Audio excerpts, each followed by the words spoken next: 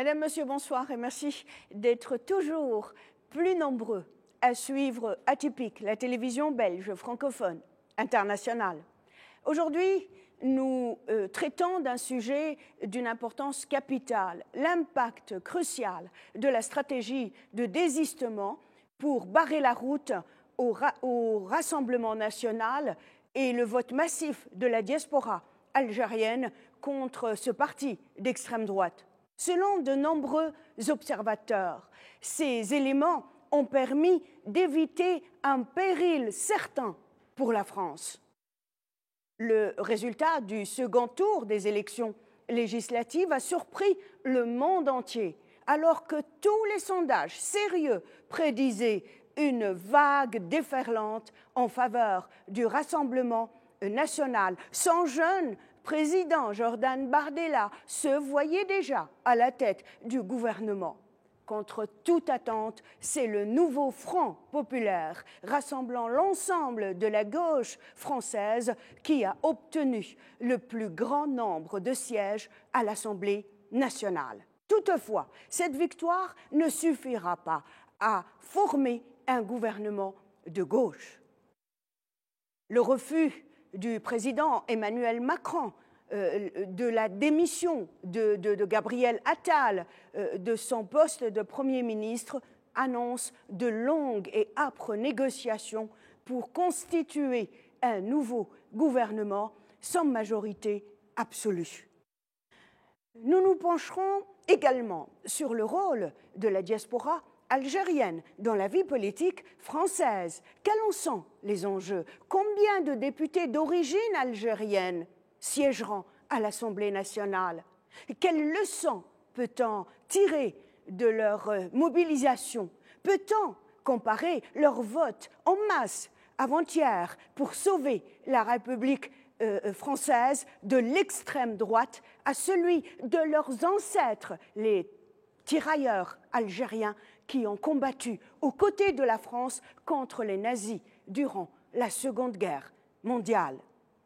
Pour répondre à ces questions et bien d'autres, nous avons le plaisir de recevoir Sofiane Gilali, président du parti algérien Jil Jadid, Naoufal Brahimi Al-Mili, docteur en sciences politiques de l'Institut d'études politiques de Paris et auteur de l'ouvrage France-Algérie, 60 ans d'histoire secrète aux éditions Fayard, Nasreddin Lézard, avocat d'affaires et maître assistant à l'université d'Annaba. Restez avec nous pour une discussion enrichissante sur ces enjeux cruciaux pour l'avenir de la France et de ses relations avec l'Algérie. À tout de suite. Bonsoir à tous les trois et merci d'avoir accepté mon invitation. Et je poserai ma première question à M. Naoufal Brahimi Al-Mili. Nous sommes à J+2 des résultats des élections législatives en France. J'aimerais avoir une réaction de votre part. La première réaction à dimanche 20h, qui était l'heure officielle lors des annonces des prévisions, c'était d'abord la surprise, ensuite le soulagement. Pourquoi la surprise? Parce qu'en 6 jours, il y a eu 27 sondages qui donnaient le Rassemblement national gagnant, et c'était une question au-delà de 250 sièges. Et quand les premiers résultats sont tombés, la fourchette haute était 150 sièges. Donc, ils avaient perdu et en 3e position. Donc, c'est une surprise et un soulagement. Il y a eu ce qu'on appelle le Front républicain a très bien fonctionné. C'est aussi un soulagement pour vous, Monsieur Lézard? Non, pour moi, ce n'est ni une surprise ni un soulagement. Je note toutefois que ces élections n'ont pas donné le résultat escompté par celui qui les a initiées. Le président de la République, quand un président de la République organise des législatives anticipées, c'est pour améliorer sa majorité, ce qui n'a pas été le cas. On se retrouve devant une famille politique française, famille constitutionnelle française quand même un peu équilibrée, et la gauche n'a pas tout à fait les coups des franges. Elle devra faire des alliances avec l'un ou l'autre. Et il me semble que si des alliances devront être faites, elles seront plus facilement et plus logiquement faites entre l'extrême droite et les macronistes. Et la gauche sera toujours en minorité. J'ajouterai quelque chose sur le plan de la politique, ce qui nous intéresse, nous, en tant qu'Algériens, le plan de la politique française. Ça n'aura pas non plus d'impact. Parce que, et je me rappelle, il y a quelques années, lors de la première cohabitation, il y avait eu un incident constitutionnel entre le président Mitterrand et Jacques Chirac, qui était, me semble-t-il, Premier ministre. Et Jacques Chirac, en tant que Premier ministre, avait pris une initiative politique extérieure. Il avait été rapidement et brutalement et sans ménagement recadré par le président Mitterrand, qui avait dit « Je suis le seul maître de la politique extérieure française ». Donc, Macron demeure le seul maître, en tant que président, demeure le seul maître de la politique extérieure française. Ceci dit, il faut dire aussi que la politique extérieure française n'a pas changé vis-à-vis de l'Algérie selon les alternances de droite ou de gauche. Donc, me semble-t-il, pour l'Algérie, c'est un événement superflu. Monsieur Sofiane Gelali, une réaction ? Oui, bon, probablement le résultat n'était pas celui attendu, en tout cas par les médias, et de ce fait, il y a un sentiment de chamboulement. Mais en réalité, cette élection anticipée n'a ni résolu les problèmes de la France, ni ouvert une perspective claire pour la suite des événements. Jusqu'à présent, je pense que les commentateurs ne savent pas trop ce qui pourra en sortir. Pourra-t-il y avoir une coalition entre la gauche et le centre, ou le centre et la droite classique? En tout cas, pratiquement aucun des groupes ne peut faire une majorité absolue. Et dans tous les cas, le gouvernement qui en sortira sera un gouvernement très faible. Donc la présidence étant affaiblie parce qu'elle a perdu sa majorité, clairement, alors que dans l'Assemblée précédente, il y avait au moins une majorité relative, ce que le président de la République n'a plus. D'un autre côté, ni la gauche ni l'extrême droite ne sont en mesure de former et de formaliser un gouvernement pour mettre en place une politique. Donc, on aura une politique ni de gauche ni de droite, une politique plutôt de neutralisation. Et pour la France, c'est un mauvais scénario dans tous les cas de figure. La France a de très grandes difficultés structurelles.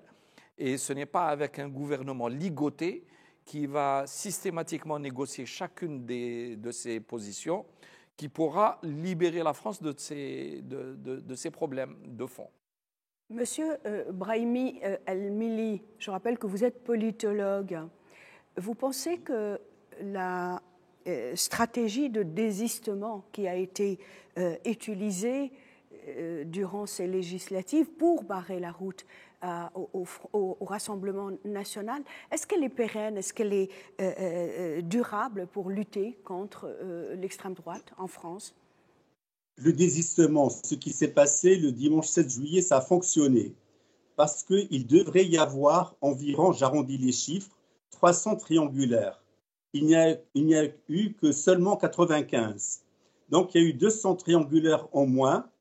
Et les sondeurs estiment que ça a coûté une centaine de sièges au Rassemblement national. Donc, ça a fonctionné. On ne s'y attendait pas. Ça a fonctionné. Et ce qui est... le résultat, on a 3 blocs. Il y a un gros tiers, un tiers moyen et un petit tiers. Ces 3 blocs ne sont pas conciliables pour le moment. Donc, mais quelle que soit l'issue, ce que Sofiane a dit, oui, le gouvernement est faible, le président est faible, mais on a affaire à un gouvernement éphémère. Ça ne peut pas durer. Et parmi les choses qui sont chiffrées, depuis la dissolution, la bourse des valeurs parisiennes a chuté et les taux d'intérêt ont augmenté, surtout pour un pays qui est surendetté. Et le fait que le Rassemblement national ne gagne pas, ça a stabilisé les taux d'intérêt. Donc, le pire est évité, mais on est dans l'éphémère, dans le provisoire, avec un président. Tout le monde parle maintenant de l'après-Macron. Or, il lui reste 2 ans et demi. Mais même sa garde rapprochée se positionne pour la suite pour 2027. Monsieur ou maître Lézard, à votre avis, selon vous, comment est-ce que l'Europe et la France singulièrement peuvent lutter efficacement contre la montée de l'extrême droite en général? Elle monte partout, hein, pas uniquement en France. On l'a vu en Italie, elle est arrivée au pouvoir, même si les deux extrêmes ne sont pas les mêmes. Dans beaucoup d'autres pays, en Allemagne, en Autriche bien avant, dans un certain nombre de pays de l'Europe de l'Est. Comment est-ce que vraiment on peut lutter, au moins du point de vue des lois, du droit? Écoutez, pour que l'Europe lutte contre la montée de l'extrême droite, il faut d'abord que l'on ait la volonté et ensuite que l'on ait les moyens.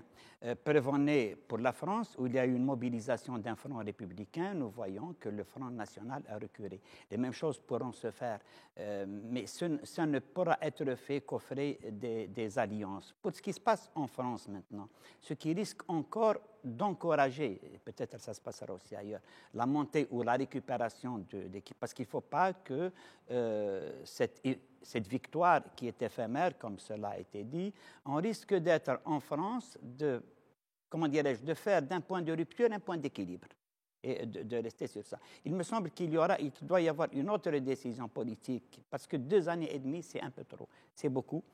Moi, je m'attends à ce que peut-être Macron aille au bout de sa logique et qu'il annonce des présidentielles anticipées. Cela aussi pourrait être envisagé. Quant aux autres pays, européens, la situation n'est pas aussi grave ou aussi prononcée que la France, parce que ce qui risque d'encourager la montée du Front national en France, c'est encore les difficultés économiques dont vient de parler La situation est, à mon avis, au bord d'une explosion, au bord d'un effondrement de l'économie française, tout comme il y a eu un effondrement politique.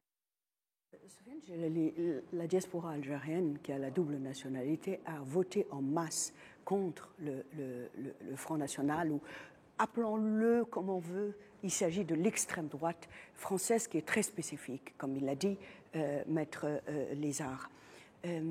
Mais c'est quoi? Ce sera quoi la contrepartie, à votre avis?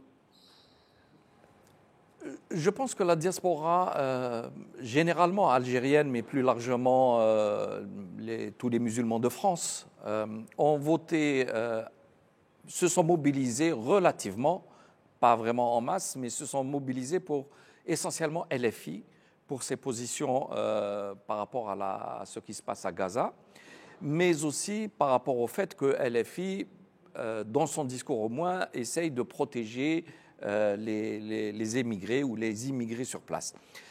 Cependant, la gauche telle qu'elle s'est constituée, LFI est une composante importante, mais qui peut, d'une manière ou d'une autre, être marginalisée. Parce qu'on parle peut-être d'une coalition entre certaines composantes PS et écologistes avec les macronistes au centre. Et donc à ce moment-là, LFI, à cause de ses positions en particulier sur la Palestine, risque d'être marginalisée.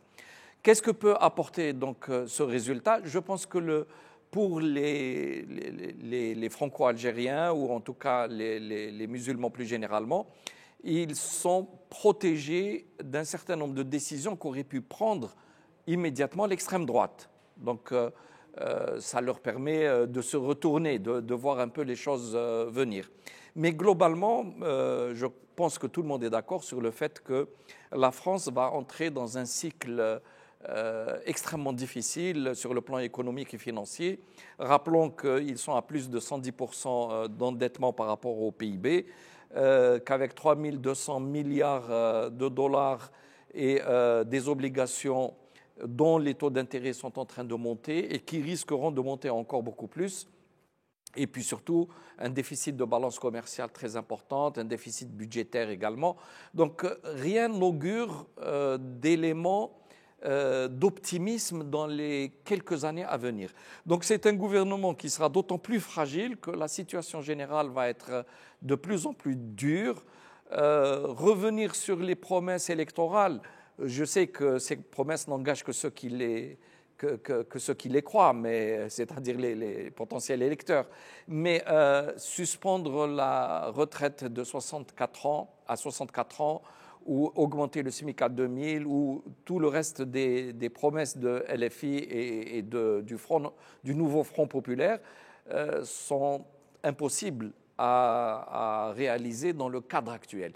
Donc on va avoir une déception de la population, une forme de paralysie gouvernementale, une présidence de la République qui ne correspond plus vraiment à la Ve République, puisque les jeux vont être plutôt au niveau de l'Assemblée et du Parlement et non plus au niveau de la présidence, ce qui remet en cause un petit peu l'esprit, en tout cas, de la Ve République. Tout ça fait que notre voisin outre-Méditerranée va rentrer dans un cycle très compliqué. Et de notre point de vue, en tant qu'Algériens, je pense qu'il y a plusieurs choses à faire. Peut-être qu'on y reviendra dessus. Absolument. Je ne veux pas trop empiéter sur le... Absolument, on en revient au milieu de cette émission. Mais laissez-moi demander à Naoufal Brahimi Al-Mili, on va parler un peu de chiffres par rapport à la nouvelle Assemblée française. À votre avis, je ne sais pas si vous avez des chiffres d'ailleurs, il y a combien eu d'élus français d'origine algérienne? Pour le moment, il n'y a pas de chiffres établis. Dans la dernière Assemblée, il y avait 37-38. Celle-ci, ça devrait être un delta moins. Donc, on parle. La question de fond, ce qui a changé en France, là où la diaspora, les élus de la diaspora n'ont pas pu bénéficier. Avant, en France, 4e et 5e République, il y avait le cumul des mandats. Il y avait un député maire, il était ancré dans sa mairie. Ensuite, il est député, il est écouté à Paris. On a retiré ça et quand la troisième génération est venue à la politique, il n'y avait plus cette possibilité de cumul. Donc, ça n'a pas permis, on dit aux candidats de la diaspora, ils ont à choisir soit élection locale, municipale, soit élection législative. Il n'y a plus de cumul pour tout le monde. C'est une des raisons pour lesquelles on ne voit pas beaucoup d'élus français d'origine algérienne? Oui, c'est parce que à l'époque, quand il y avait un cumul, l'élu était enraciné. Maintenant, on a des élus qui soient franco-français ou franco-européens, franco-maghrébins, les élus sont devenus interchangeables. Il faudrait revenir au cumul des mandats pour que ça permette un enracinement. Ça, c'est parce que la Ve République est finie. Juste, je me permets de faire une comparaison un peu osée. La 4e République a chuté à l'époque ce que les politiques français appelaient les événements d'Algérie. La 5e République est en train de chuter parce qu'il y a eu les débats clivants du Rassemblement national, la binationalité, l'immigration, et ça a motivé. Le fait de réfléchir à une loi qui interdit à des binationaux d'accéder à certains emplois, on questionne leur loyauté. Il ne s'agit pas de binationaux franco-suisses, il s'agit de binationaux franco-musulmans. Donc, c'est une cassure au sein de la société française. Et là, c'est la fin, avec beaucoup d'éléments, ça sera la fin de la Ve République.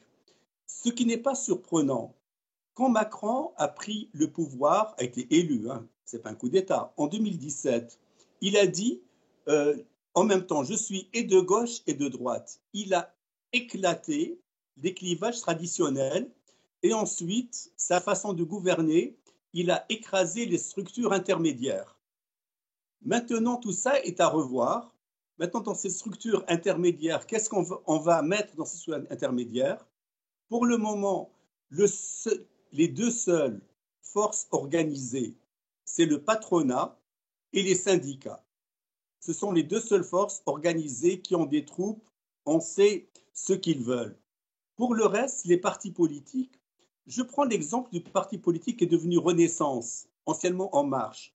Il n'est pas enraciné. C'est une création ex nihilo, parce que son patron Macron n'a jamais croisé un électeur, il n'a jamais siégé dans un conseil municipal. Mélenchon, la France insoumise, c'est une création ex nihilo, certes, plus ancienne, mais Mélenchon a un passé de trotskiste. Il sait la politique, il était élu, ensuite au sein de l'appareil, c'était le Parti socialiste. Il a une matrice de formatage. Donc on a un parti qui est devenu Renaissance par des débauchages individuels sans aucune matrice de formatage. Et ce sont les communicants qui ont remplacé les idéologues. La meilleure preuve des communicants, c'est Bardella qui est un candidat TikTok et il n'a pas fait le terrain. Entre le premier tour et le deuxième tour, il n'a pas quitté Paris. Un chef de parti qui ne quitte pas Paris, sachant qu'à Paris... Même pour aller siéger au Parlement européen, je rappelle que Bardella voilà. était et est toujours, il a été réélu comme député européen français. Mais un chef de parti qui ne mène pas campagne, sachant que Paris, il y a eu 0 élu Rassemblement national à Paris. Et il n'est même pas parti dans la grande banlieue, il est resté dans Paris. Donc, c'est là où on voit que les communicants ont remplacé les idéologues. Or, Mélenchon, c'est un trotskiste. Il dirige son parti d'une manière totalitaire selon certains, mais il a une matrice, ce qui n'existe pas chez Renaissance. Et le Rassemblement national, qui est un parti vieux de 50 ans, a succombé à la mode de la communication. Et je me répète parce qu'il y a une application dont on parle, je ne l'ai pas, c'est TikTok. Et là, quand on dit, voilà, il y a eu 10 millions de vues sur TikTok, c'est une bonne chose. Et avec les chaînes d'information en continu, on ne parle que de ça, ça fait le buzz, on n'a pas parlé du projet. Très bien. Maître Lézard, est-ce que, pour paraphraser notre ami de Paris, je rappelle que M. Brahimi El-Mili nous rejoint par Skype de Paris, est-ce que, pour revenir à l'Assemblée dissoute par Macron il y a quelques jours maintenant, c'est par la communication qu'on a compté un peu plus de 60 députés français ou franco-israéliens et à peine 2 ou 3 députés franco-algériens? Oui, peut-être bien. Je ne connais pas les mécanismes d'élection ou comment cela se passe en France, mais effectivement, ça joue un grand rôle. Je ne voudrais pas...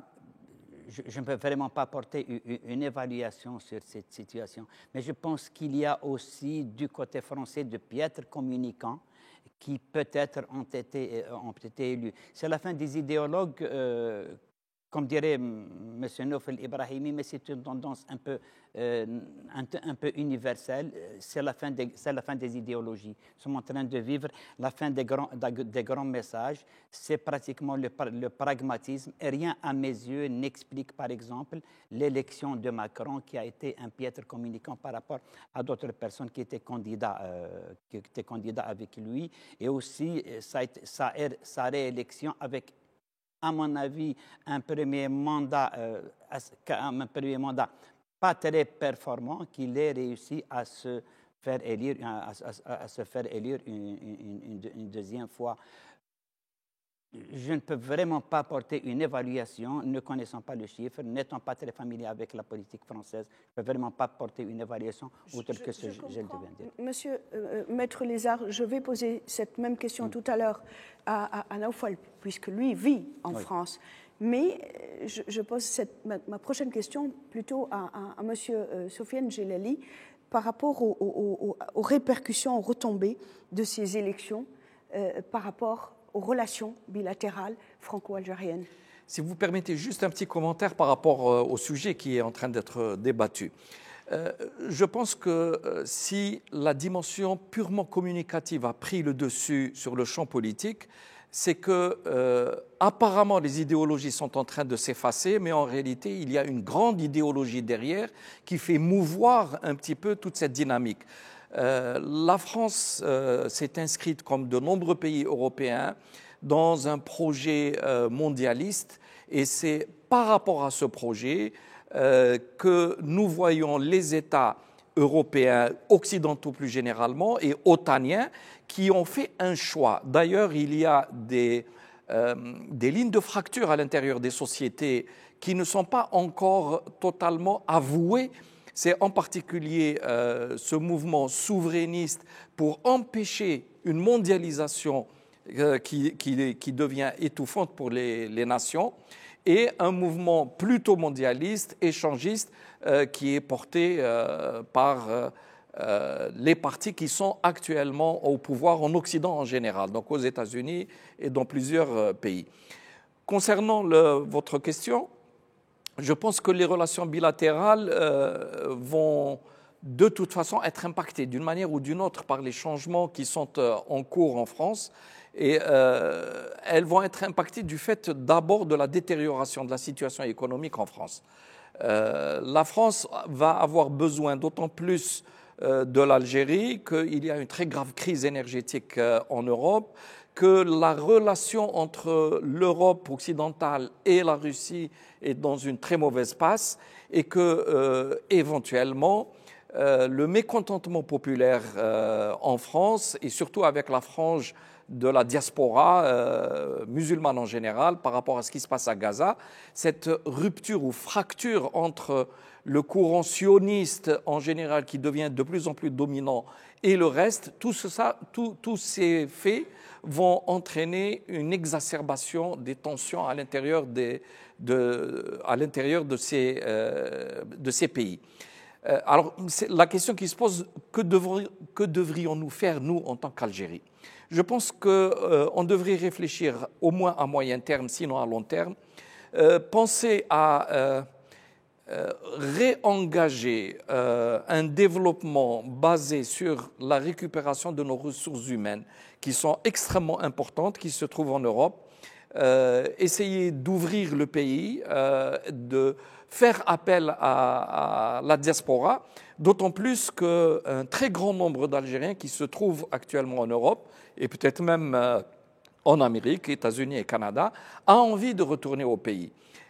Les difficultés non seulement économiques mais aussi culturelles commencent à devenir extrêmement dures, et que beaucoup d'Algériens voudraient bien revenir si le pays se préparait à les recevoir. Justement, je voudrais demander à Maître Lézard s'il a constaté comme moi, ça fait quelques semaines que je me trouve en capitale algérienne, et je constate de visu un réel engouement de retour de la diaspora algérienne, de France surtout, du fait du nombre certainement, mais comme l'a précisé monsieur Soufiane Djellali, d'autres pays occidentaux, européens et américains. Comment vous l'expliquez? Est-ce que parce que on les appelle, on fait des appels vraiment, et on les reçoit de manière à ce qu'ils peuvent ici réaliser des projets, prêter main forte?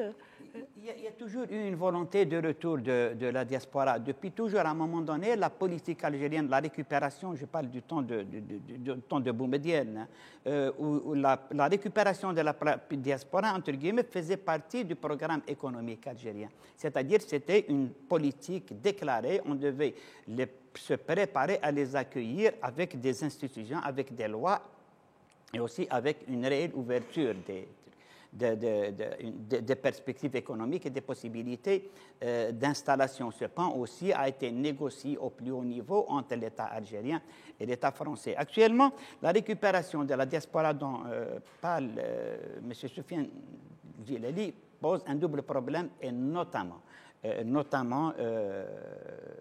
dans les relations algéro-françaises. Il y a un certain nombre, toute une communauté algérienne qui est là-bas, qui est en France, qui fait l'objet d'expulsion, mais que l'Algérie, entre guillemets, semble-t-il, refuse de récupérer. Ça fait un des points de divergence entre les gouvernants actuels. La diaspora, par contre, qui est installée, dont une partie s'est heurtée à des désillusions, effectivement, qui nourrit le rêve, ou caresse le rêve de revenir. Je ne sais pas si le pays est prêt à les récupérer aussi, et de leur offrir des perspectives à la mesure de leurs ambitions. Je note et je constate ça. J'ai reçu il y a quelques temps dans mon cabinet une jeune algérienne qui travaillait dans un magazine français, qui est venue me voir pour une question pour un travail journalistique. Et elle m'avait expliqué que toute sa famille, qu'elle était née en France, que toute sa famille était en France et qu'elle envisage, elle, de retourner en Algérie. Je lui ai posé la question et elle a été très claire. Elle m'a dit, écoutez, moi, ici en Algérie, je suis dans un magazine, j'ai toute une page à ma disposition. Elle m'a dit, je ne pourrais pas avoir cela en France, je serais une petite pigiste. Donc, effectivement, les perspectives qu'offre l'Algérie à la diaspora algérienne pourraient être meilleures, plus intéressantes, plus attrayantes que ce que leur offre la communauté ou ce que offre le rêve européen ou le rêve occidental. Donc, il faudrait qu'il y ait un véritable effort, un véritable travail dans le réaménagement de la politique interne pour l'accueil de cette diaspora. Et cela ne se fait pas par un discours, elle se fait par des réalités et des perspectives concrètes. Très bien, je reviens à Naoufal. Par rapport à ma question de tout à l'heure, je veux une réponse, puisque vous êtes parisien. Le fait qu'au niveau de l'ancienne Assemblée dissoute, on comptait un peu plus de 60 députés franco-israéliens, alors qu'on avait à peine 2 ou 3. Je ne vous entends pas, Monsieur Naoufal. Ils sont de religion juive. Je n'ai pas entendu le début. Allez-y. Il y a un seul député franco-israélien qui vient d'être battu. Les autres sont des Français de confession juive. Ils ne sont pas israéliens. Ah oui, ils n'ont pas la nationalité israélienne. Bon, certains d'entre eux l'ont revendiqué pourtant, clairement, qu'ils détenaient la nationalité. Non. Formellement, ils ne l'ont pas. Il y a un seul, ça c'est sûr, il y a un seul, c'est Meyer qui vient d'être battu. Qui a été battu pour ces... Oui. Il vient d'être battu aux élections, qui représentait les Français de l'étranger, c'est-à-dire il couvrait Israël, le Liban, cette partie du monde, mais il y a un seul député franco-israélien. Très bien, c'est clair, on va clore ce petit dossier. Je reviens vers vous, Maître. Une question pour faire un peu le parallèle. D'aucuns disent que vraiment la diaspora algérienne a joué un rôle déterminant lors du deuxième tour des élections en France. Elle s'est mobilisée, elle a aidé à sauver, j'allais dire, pour utiliser les grands termes, la République française de l'extrême droite. Est-ce qu'on peut comparer, comparaison n'est pas toujours raison, mais est-ce qu'on peut comparer cela avec leurs ancêtres, les tirailleurs algériens et pas seulement, les Africains, Sénégalais, Tunisiens, etc., qui ont été à l'époque, durant la Deuxième Guerre mondiale, ils ont été appelés par la France, justement, pour lui prêter main forte, pour faire dégager le nazisme de Paris et de la France, des régions qui étaient occupées par le nazisme. Ils l'ont fait, elle leur a promis directement l'indépendance, mais elle ne l'a pas fait. Est-ce qu'on peut faire ce parallèle aujourd'hui? Je ne souhaite pas que ce parallèle se fasse. Je ne souhaite pas que la diaspora algérienne se mobilise pour sauver la France. Je préférais qu'elle se mobilise pour sauver l'Algérie. Mais cependant, l'un ne va pas sans l'être. La diaspora pourrait être une véritable courroie de transmission, un véritable moyen de transfert, un véritable moyen de création d'une véritable coopération dans l'intérêt des deux pays, aussi bien de l'Algérie que de la France. Monsieur Sofiane Djellali, le même sujet. Le même sujet. Bon, je ne pense pas que le rôle de la diaspora algérienne soit de sauver en soi la France, parce que diraient les 9 millions qui ont voté pour le RN? Ils vont dire ce n'est pas à la diaspora d'aller à contresens d'une partie importante de l'opinion française. Non, je pense que la diaspora algérienne a tout intérêt à s'intégrer autant que faire se peut dans le circuit économique, de gagner sa place, de participer aux élections, de devenir une composante active à l'intérieur de la politique française, mais mieux encore de devenir ce point de jonction entre les deux rives de la Méditerranée. L'Algérie a beaucoup à gagner avec cette diaspora. Encore faut-il qu'on engage les vraies réformes dont a besoin le pays pour pouvoir absorber cette énergie cette énergie en ressources humaines, en matières grises, mais aussi en finances, etc. D'ailleurs, je constate que beaucoup d'enfants de la troisième génération peut-être, des cadres formés en France qui s'en vont de France pour aller ailleurs, vers les pays du Golfe, vers d'autres pays. Donc ils se sentent mal en France, mais qui recherchent un ailleurs, mais qui n'est pas toujours le retour au bercail. Donc il faut poser la question, pourquoi l'Algérie n'attire pas en masse ces enfants qui pourraient investir et faire progresser le développement du pays? Monsieur Brahimi El-Mili, je reviens vers vous. Au niveau de la politique étrangère des insoumis, Monsieur Gilali disait toujours qu'il n'était pas vraiment prêt à gouverner. Mais s'il venait à gouverner, qu'en serait-il de leur politique étrangère? Est-ce que, par exemple, comme l'a promis Monsieur Mélenchon, ça serait d'abord de reconnaître l'État palestinien, par exemple? Oui, juste une chose. Je reviens sur la diaspora. La diaspora n'a pas sauvé la France, c'était l'instinct de survie. Se sauver soi-même contre la menace du Rassemblement national. C'était bon. Je ferme cette parenthèse parce que c'est un instinct de survie, c'est un sursaut qui est lié à l'instinct de survie. Pour revenir à la France insoumise a 92-93 députés sur 588. Elle ne peut rien faire. Arithmétiquement, elle ne peut pas influencer. En revanche, il y a des lignes de fracture au niveau de la politique étrangère. Première ligne de fracture qui date de 2 ans et demi, c'est l'Ukraine. Deuxième ligne de fracture qui date du 7 octobre dernier, c'est Gaza. Et entre ces deux lignes de fracture, sur l'Ukraine, la France est atlantiste. Il y a des engagements, il y a des programmes militaires. Un groupe parlementaire ne peut pas changer grand-chose, sauf s'il a les moyens de voter ou de s'opposer au budget. La France insoumise n'a pas ces moyens-là. Deuxièmement, la reconnaissance de l'État palestinien. Avec 93 députés, il y en a beaucoup qui souhaitent le faire. Arithmétiquement, ça ne pourra pas passer. Donc la France insoumise, c'est un moment médiatique parce que Mélenchon, comme on dit dans le jargon des journalistes de télé, est un bon client. On l'invite, il sait parler, mais quand on revient à la réalité des chiffres, 93 députés sur 588 ou 89, il ne peut rien faire. Il n'est pas le seul à ne pas pouvoir rien faire. Je parle de son groupe, pour le moment. Pour le moment, le Parti socialiste, son allié, qui a presque autant que lui de députés, ne sont pas sur cette ligne. Les autres, pas du tout. Les communistes, qui en 11 ou 12, sont sur cette ligne. Donc, pour le moment, il y a la volonté de faire, bien sûr. L'État palestinien sera reconnu, ça c'est le cours de l'histoire, personne ne peut s'y opposer. Mais aujourd'hui, les déclarations des responsables politiques de la gauche ne peuvent pas être réalisées à cause de leur faiblesse numérique au Parlement.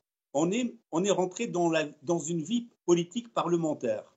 Donc, et à cela s'ajoute, Macron, président de la République, il a moins de pouvoir, mais il a le pouvoir de ne pas signer les ordonnances. Donc, il peut bloquer. Voilà, donc, pour le moment, c'est trop tôt. Une chose qui m'a frappé, on est mardi. Si le Rassemblement national était passé, Macron était prêt à nommer Bardella Premier ministre. Là, il est en train d'hésiter pour nommer quelqu'un de gauche, il est en train de marchander. Je le constate et je le note, c'est tout. Oui, une réaction de votre part?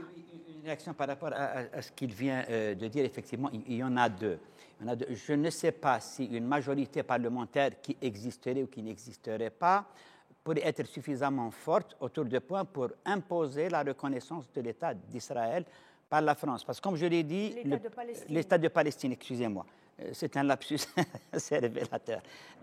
Donc, je disais donc que dans la Constitution de la Ve République, le président de la République est le seul maître de la politique française. Effectivement, quelle que soit Politique étrangère. la politique étrangère française. Donc, quelle que soit la position, la situation ou la décision de l'Assemblée, Macron continue à avoir la décision souveraine, régalienne, de signer ou de ne pas signer les ordonnances.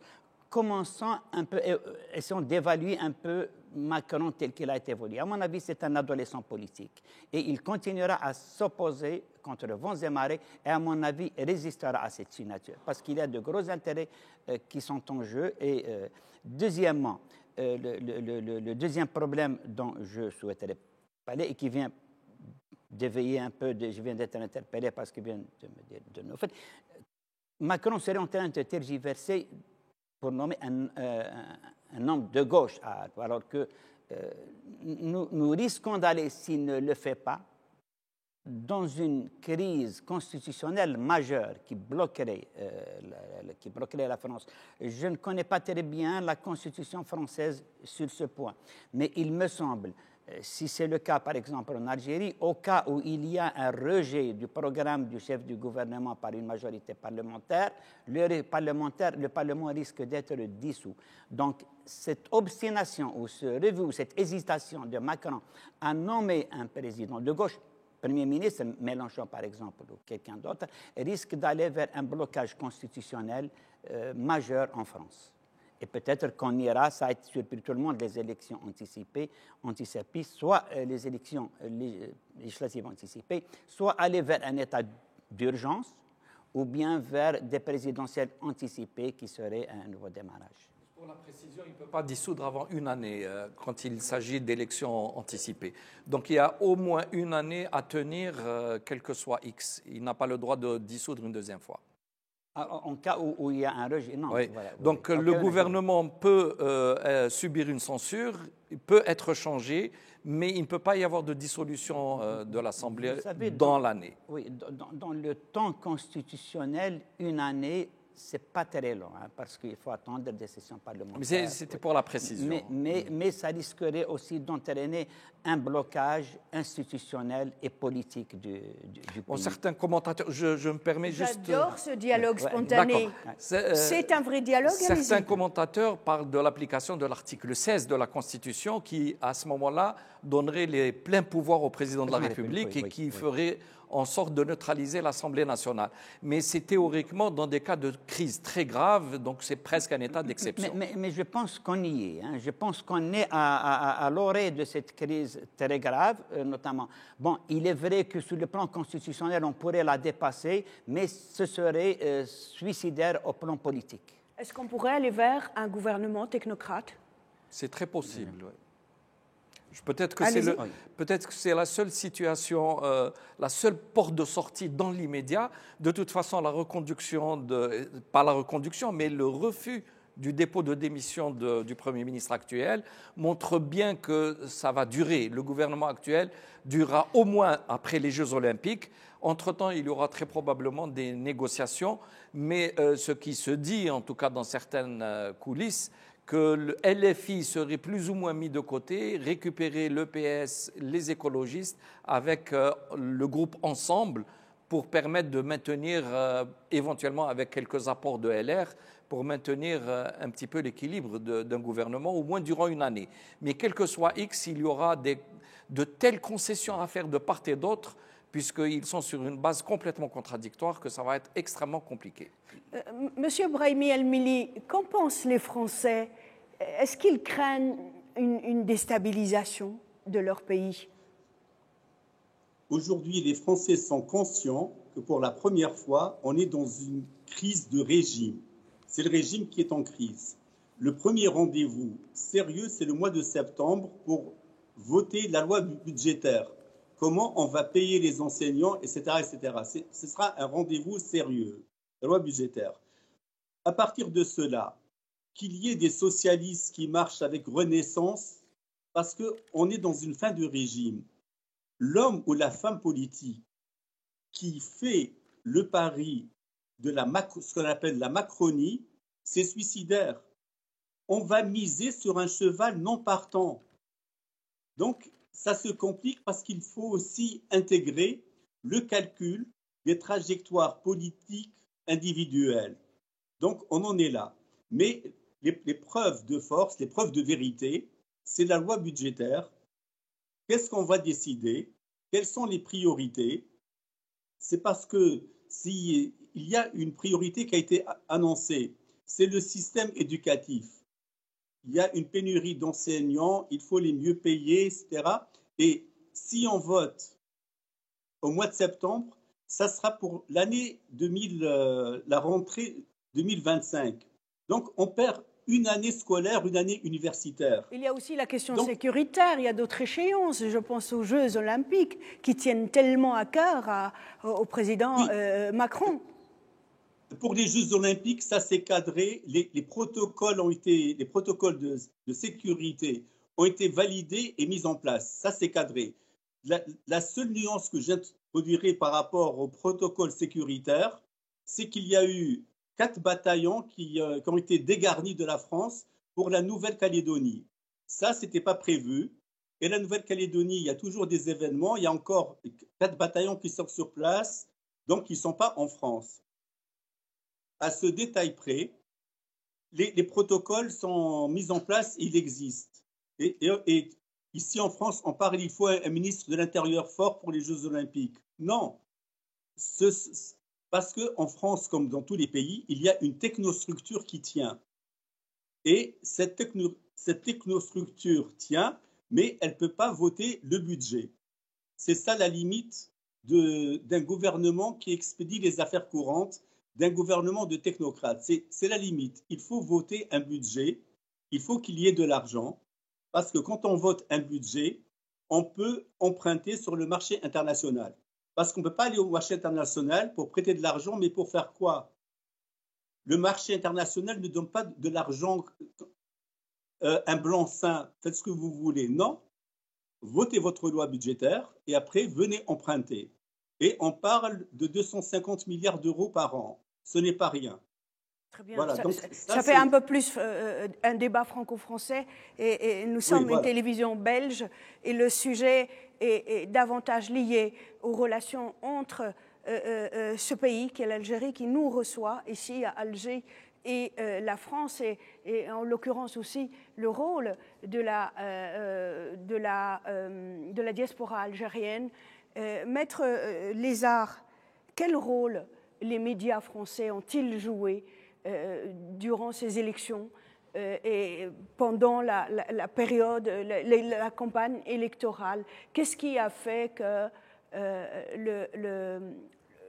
l'extrême droite française a pris une telle allure et on a subitement eu des résultats qui vont à l'encontre de ce qu'on a cru? Écoutez, je pense que les prévisions étaient mal faites. Hein. Personnellement, je n'ai jamais imaginé que la droite française, que l'extrême droite française puisse être dégagée d'un coup. Et les résultats actuels, à mon avis, sont quand même équilibrés. Il est vrai que la droite n'a pas pris la tête, n'a pas gagné, n'a pas fait son raz de marée. Et à mon avis, ce n'était pas attendu. C'est quand même, la France est un pays qui a quand même des traditions politiques, il y a des intellectuels, il y a des partis, il y a des courants sérieux, il y a quand même des tendances lourdes de la politique française. Et il n'était pas quand même concevable que, en dépit de tous les déboires qui ont été connus aussi et là, on puisse imaginer que le Front National, par son discours populiste, puisse prendre la tête des élections. Les élections actuelles sont plutôt révélateurs, à mon avis, de la véritable famille politique française. Il y a un petit décalage, il y a quand même des quotas équilibrés, un grand tiers, un petit tiers et un tiers moyen. C'est un bon résultat actuellement. Bon, quel est le rôle que joue la presse? Le rôle que tous les systèmes tous les systèmes d'information dans la détermination des résultats politiques. Ici, en France comme ailleurs, la presse façonne les opinions. La presse manipule aussi. La presse oriente. Et la presse a joué aussi un grand rôle l'avancée un peu dans l'avancée du Front national. Prenons à titre d'exemple, je vais peut-être, non, je préfère ne pas anticiper sur l'événement qu'on a tout à l'heure, on y reviendra peut-être. Absolument. D'ailleurs, on va en parler. Monsieur Soufiane Gilali, vous ne pensez pas, et c'est ma dernière question sur les élections, vous ne pensez pas que les médias lourds, surtout en France, ou ce qu'on appelle les médias mainstream, n'ont pas surmédiatisé l'extrême droite en général, qu'il s'agisse du Rassemblement national de Marine Le Pen ou de la famille Le Pen ou de Reconquête, c'est comme ça qu'il s'appelle, le parti de Zemmour, Éric Zemmour. Oui, probablement, il y a des jeux qui se font parce qu'il ne faut pas être naïf. Les médias mainstream sont contrôlés. Ils appartiennent à très peu de familles, de toute façon, qui partagent à peu près les mêmes grandes idées. Maintenant, est-ce qu'il y a eu une forme de manipulation directe par le biais des sondages, par le biais avec un retour négatif sur ceux qui attendaient une victoire éclatante et qui se retrouve en fin de compte en troisième position? Tout est possible, mais là, il faut, pour se prononcer, connaître un peu mieux les arcanes des médias. On en est un peu loin et donc mieux vaut ne pas trop s'aventurer là-dedans. Oui, un mot encore sur les médias français. Vous avez appris, comme moi, l'assassinat d'un jeune Algérien qui s'appelait Ammar Slimani par un policier en civil, à bout portant, dit-on, la semaine dernière. Comment vous expliquez le silence des médias lourds français? Écoutez, moi j'ai été frappé par deux choses. Et pardonnez-moi, je demande juste à la réalisation, si possible, d'avoir par Skype ou par téléphone le député algérien, monsieur Mohamed Hani, je pense. Si on l'a, ce sera un témoignage extraordinaire puisque je pense il a pu entrer en contact avec la mère du défunt. Je vous en prie, poursuivez. Écoutez, c'est l'effroyable banalisation. Et si on peut avoir une photo, pardonnez-moi, une photo du défunt Ammar Slimani sur l'écran, s'il vous plaît, puisque uniquement le journal Le Parisien, un quotidien français de l'Île-de-France, qui a évoqué cette question, mais qui n'a donné ni le nom, ni le prénom, ni la photo du défunt Ammar Slimani. Nous, ici, à Atypique, on va montrer son visage. Il est derrière moi. Et il s'appelait donc Ammar Slimani. Il est originaire de Béjaïa. Il avait 33 ans. Poursuivez, alors, maître. Je note qu'il n'avait ni nom ni prénom, mais il avait une nationalité. Et ça, c'est déjà révélateur de définir quelqu'un par sa nationalité. Deuxièmement, c'est l'effroyable banalisation. L'effroyable banalisation d'un crime qui, quand même commis par un policier. Je ne parle pas de l'assassinat, mais c'est quand même un policier qui a tiré à bout portant. C'est extrêmement grave.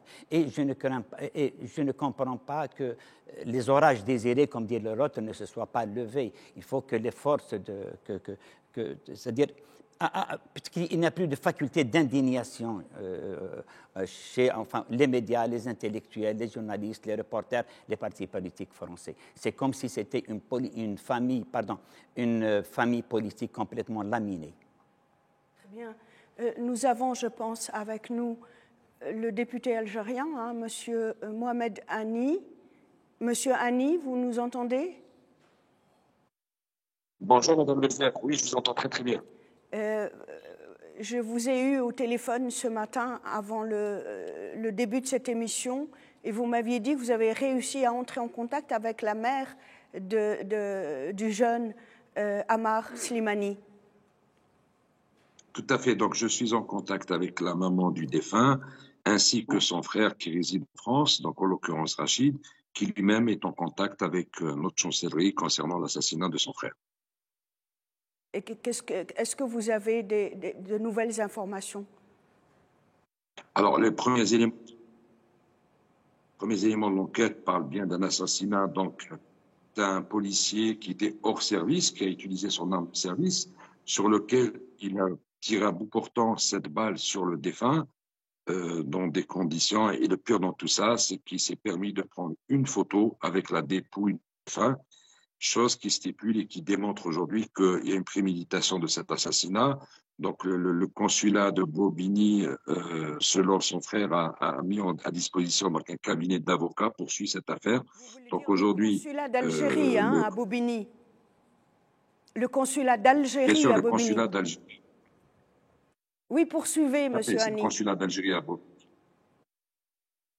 Donc, ils ont mis un cabinet d'avocats. Et donc, selon son frère Rachid, donc l'autopsie, le corps du défunt est toujours au niveau de l'hôpital, donc ça risque de durer une dizaine de jours. Par contre, il y a une il y a une marche blanche qui est prévue ce week-end à Bobigny à la mémoire du défunt. Et dans quelle situation se trouve la famille d'Ammar Slimani à Béjaïa? Franchement, j'ai eu la maman, le frère et la frangine. Donc, bien évidemment, comme toute famille qui perd un jeune enfant, elle est désemparée. Donc, elle ne demande que la justice soit faite. D'ailleurs, vous êtes le seul, et je tiens à le préciser, Madame Lefebvre, vous êtes le seul média aujourd'hui, européen spécialement, qui en parle. Nous avons constaté un silence total, un silence radieux de la presse étrangère, et spécialement la presse française.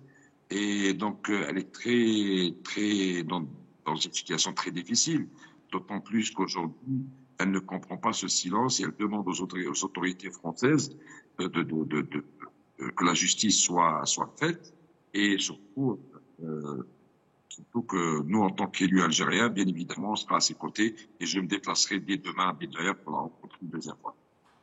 Merci beaucoup, monsieur Mohamed Hani, pour ce témoignage, pour ces informations. Vous voulez dire encore quelque chose, Maître César? Maître César, excusez-moi. Ça ne me dérange pas du tout. Je noterai Maître aussi. Lézard. Lézard, oui. Je note qu'il n'y a pas eu aussi le traitement approprié de la presse algérienne. Et ça, je n'arrive pas à comprendre. Je tire d'un certain nombre d'éléments, de très peu d'éléments, des faits qui viennent d'être relatés par notre député. Je dois dire que le fait qu'il était hors service n'est pas un élément important dans le dossier, parce qu'il y a un arrêt du Conseil d'État français qui il y a assez longtemps, mais qui continue à être observé, c'est qu'un policier est en service 24 heures sur 24. Par contre, ce qui est... et là, je préférerais que ne soit pas évoquée cette formule, parce que c'est c'est-à-dire on est en train peut-être de transformer ce crime qui est quand même, à mon avis, un crime de service, parce que c'est quand même un policier, on a un simple crime de droit commun, ce qui va contribuer à le banaliser davantage. Donc, c'est un policier qui, qu'il soit en service ou non, est en service H24 et c'est la police française qui doit être interpellée pour cette situation. Deuxièmement, il y a très peu d'éléments, mais on n'a pas dit dans quelles circonstances cela a été fait. Mais le silence est déjà éloquent. Ça doit être des circonstances tout à fait ordinaires. Il n'a pas dû être pris en flagrant délit, il n'a pas dû être pris dans le cadre de poursuite. Je ne connais pas le dossier, mais si on ne l'a pas dit, c'est que c'est le cas. Donc, c'est à mon avis, une opération qui doit être traitée pour ce qu'elle est, donc une implication de la police française. Et je n'arrive pas à comprendre donc aussi l'omerta qui a régné dans la presse française, et je m'indigne encore devant l'omerta de la presse observée par la presse algérienne. Un mot sur ce drame, monsieur Gilali. D'abord, les condoléances pour la famille. Perdre un jeune de 33 ans est absolument terrible. Et surtout quand on voit sa photo, jeune, appelé à la vie. Mais que voulez-vous qu'on dise, vu la saturation, j'allais dire, émotionnelle, lorsqu'on sait que les médias mainstream, maintenant, ne reprennent même pas les massacres de très grande ampleur qui sont en train de se dérouler tous les jours que le bon Dieu fait. Il y a comme une déshumanisation. Et les grands médias, bien sûr, sous influence de lobbies extrêmement puissants, va faire taire toute voix qui mettrait en valeur ces inconséquences et ces manquements et ces transgressions par rapport au discours officiel qui alimente un petit peu tous ces cercles-là. Donc voilà, malheur à celui qui est faible. Et on a beau pleurer, mais à la fin du compte, il faut être fort. Merci beaucoup. Un dernier mot, Monsieur Mohamed Hani. Je demande à la réalisation de faire revenir notre invité pour lui dire au revoir quand même. Il vous a interpellé indirectement, Maître Lézard. Est-ce que vous avez des détails sur ce drame, s'il vous plaît? Alors justement, j'apporterai juste une précision et de sources fiables qui, en l'occurrence, la famille du défunt, c'est que ce jeune Algérien travaillait en tant que jardinier chez la grand-mère de ce policier qui a tiré dessus à bout portant. En l'occurrence, les premiers éléments de l'enquête précisent qu'il y a eu une balle dans la tête et 2 balles dans le dos. Donc là, on voit tout de suite que, et j'allais parler de préméditation, non, c'est peut-être pas le mot, mais je pense qu'il y a une connotation raciale dans cette histoire. On laissera la justice française faire son travail. Une chose est sûre, c'est qu'on ne se taira pas. Et c'est vrai que la presse algérienne aujourd'hui s'est tue, mis à part, encore une fois, Atypique qui en parle, et une chaîne à connotation, il y a Berber TV aussi qui s'est déplacée. Mais encore une fois, Madame Lefebvre, je vous remercie d'avoir pris le temps et d'avoir accordé du temps pour parler de ce jeune Algérien qui a été assassiné. Parce que, pour rappel, ça nous fait penser un peu à ce qui s'est passé avec le jeune Naël, mais encore une fois, n'oubliez pas. On a été coupé. On a été coupé. Merci en tout cas, Monsieur Hani, et tenez-nous au courant à votre retour de Béjaïa. Je ne sais pas si on peut dire au revoir convenablement à Monsieur Naoufel Brahimi El Mili, mais en tout cas, notre émission s'achève. Monsieur Lézard, merci beaucoup d'avoir accepté notre invitation. Je sais que ce n'est pas du tout votre sujet, la politique, mais dans la politique, il y a toujours les lois, il y a toujours le droit. Je vous remercie vraiment d'avoir été avec nous. Monsieur Sofiane Gilali, merci vraiment d'avoir été avec nous. Donc je dirais au revoir à Monsieur Naoufal Brahimi El Mili qui nous avait rejoints depuis Paris. Madame, Monsieur, cette émission s'achève. Merci de l'avoir suivi. Au revoir.